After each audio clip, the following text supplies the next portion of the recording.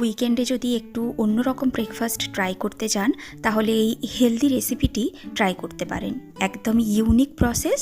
এটা তৈরি হচ্ছে চাল আর টক দই দিয়ে। কতটা সফট সেটা তো ভিডিওতে দেখেই বুঝতে পারছেন। আর তার সাথে থাকছে টমেটো আর চিনেবাদাম দিয়ে তৈরি এই চাটনির রেসিপি। দুটোর কম্বিনেশন জাস্ট অতুলনীয়। তার জন্য প্রথমেই আমি চাটনিটা প্রিপেয়ার করে নেব। এখানে অল্প একটু তেল দিয়ে তেলটা গরম হয়ে গেলে এখানে দিয়ে দিয়েছি অল্প একটু বিউলির ডাল আর কিছুটা ছোলার ডাল। একটুখানি ভেজে নিয়ে এতে দিয়ে দিচ্ছি গোটা জিরে, আর তার সাথে দিয়ে দিলাম আদা কুচি, রসুন কুচি।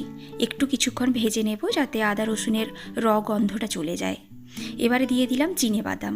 আমি এতটা পরিমাণের দিয়েছি, মানে ওই 2 টেবিল স্পুন ধরুন। এবারে এটাকেও একটুখানি ভেজে নিয়ে এতে দিয়ে দিলাম সাদা তিল। সাদা তিলটা অপশনাল, আপনারা চাইলে স্কিপও করতে পারেন। এবারে যতক্ষণে সাদা তিল আর চিনেবাদামটা একটু ভাজা হচ্ছে ততক্ষণে আমি 2টো টমেটো এরকম ছোটো ছোটো করে স্লাইস করে নিচ্ছি। এবারে তার সাথে দিয়ে দিলাম কিছু মশলা, হলুদ গুঁড়ো, লঙ্কা গুঁড়ো, স্বাদ মতো নুন আর 1 চামচের মতো চিনি। এর সাথে দিয়ে দিলাম কুচিয়ে রাখা টমেটোগুলো। এবারে টমেটোগুলো একটুখানি মশলার সাথে ফ্রাই করে ঢাকনা দিয়ে কিছুক্ষণ রেখে দেবো যাতে টমেটোগুলো একটু নরম হয়ে যায়। এই যে দেখুন, কিছুক্ষণ পরে ঢাকনা খুলে নিয়েছি, টমেটোগুলো একদম গলে গেছে। এবারে গ্যাসের ফ্লেমটা অফ করে এটাকে ঠান্ডা হতে দেব। ততক্ষণে চলুন আগে প্যানকেকের জন্য চালটা আমি বেটে নিই। এই চালটা আমি রাত থেকে ভিজিয়ে রেখেছিলাম। এবারে এর সাথে লাগছে শুধু টক দই আর অল্প অল্প একটু জল দিয়ে এটার একটা এরকম পাতলা ব্যাটার বানিয়ে নিয়েছি।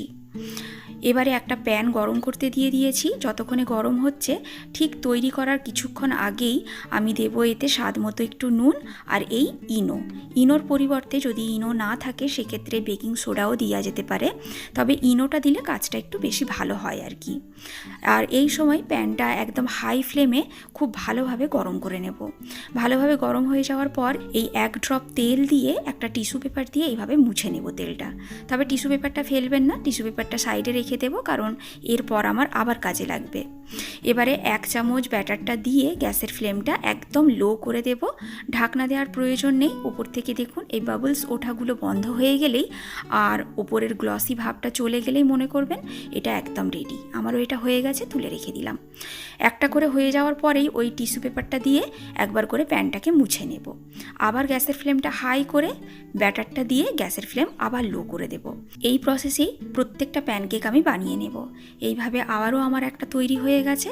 এইভাবে আমি সবকটা তৈরি করে নিচ্ছি।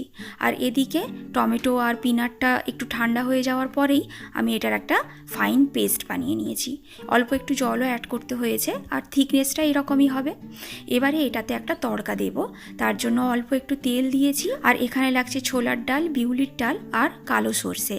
আমার এখানে কালো সর্ষে দিয়েছি, যদি সাদা সর্ষে থাকে তাহলে সাদা সর্ষেটা দেবেন।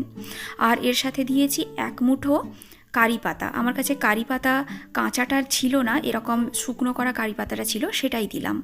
আপনাদের কাছে যদি কাঁচা কারি পাতাটা থাকে তাহলে সেটা দেবেন, তাতে ফ্লেভারটা আরও ভালো আসে। এবার এই সব কটাকে একটু লো ফ্লেমে আমি কিছুক্ষণ ফ্রাই করে নিলাম।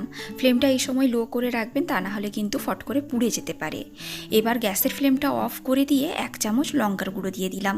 এই লঙ্কার গুঁড়ো দেওয়ার জন্য কিন্তু তেলের কালারটা খুব ভালো আসবে, মানে চাটনির কালারটা আর কি খুব ভালো আসবে। এবারে এই চাটনি যেটা আমি বেটে রেখেছিলাম, এবারে এটাকে ঢেলে দিয়ে ভালো করে মিক্স করে নিলেই চাটনি আমাদের একদম রেডি। আর ওই তরকার কিছুটা তেল আমি ওপর থেকে দিয়ে দিলাম, জাস্ট দেখতে ভালো লাগার জন্য আর কি। এবারে আমার সব কিছুই রেডি, এদিকে প্যানকেকও রেডি। এইভাবে একদিন অবশ্যই বাড়িতে ট্রাই করে দেখুন। খুব বেশি তামঝাম লাগে না, একদম ইউনিক একটি ব্রেকফাস্ট, খেতেও হয় দুর্দান্ত। বাড়ির বাচ্চা থেকে শুরু করে বড় সবারই পছন্দ হবে, ভীষণ সফট হয়। এই রকম আরও ইউনিক রেসিপির জন্য আমার চ্যানেলটি সাবস্ক্রাইব করে নিতে পারেন। দেখা হচ্ছে আবার নতুন কোনো রেসিপির সাথে। Till then, take care, bye by.